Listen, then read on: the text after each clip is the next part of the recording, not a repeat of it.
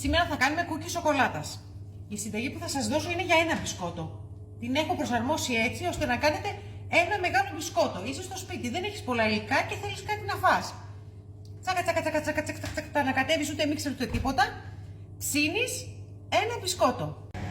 Σε ένα μπολ βάζουμε 40 γραμμάρια βούτυρο σε θερμοκρασία δωματίου, 35 γραμμάρια καστανή ζάχαρη, ένα γκρόκο αυγού και ανακατεύουμε καλά. Προσθέτουμε 40 γραμμάρια αλεύρι για όλες τις χρήσεις, 10 γραμμάρια κακάο,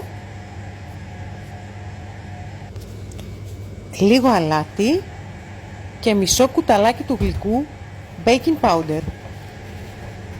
Ανακατεύουμε πάρα πολύ καλά μέχρι να γίνει ένα ομοιόμορφο μείγμα.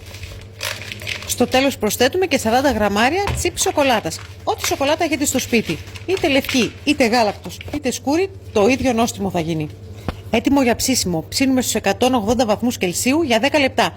Ποτέ παραπάνω. Έτοιμα τα μπισκοτάκια μας. Η δόση είπαμε ήταν για ένα. Εγώ έκανα μία δόση. Είναι ένα μεγάλο μπάτσικο μπισκότο. Αλλά εσύ θα πεις ένα έφαγα.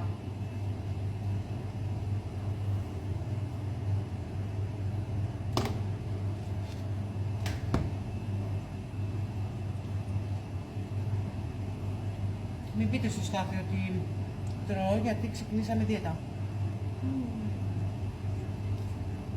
Τώρα άμα βαριέσαι, εκεί είμαστε. Και στο σταθμό και στο κέντρο έρχεσαι και με σοκολάτα έχει και με βανίλια έχει και με άπειρες γεύσεις έχει μπισκότα. Έρχεσαι και παίρνεις τα δικά μας.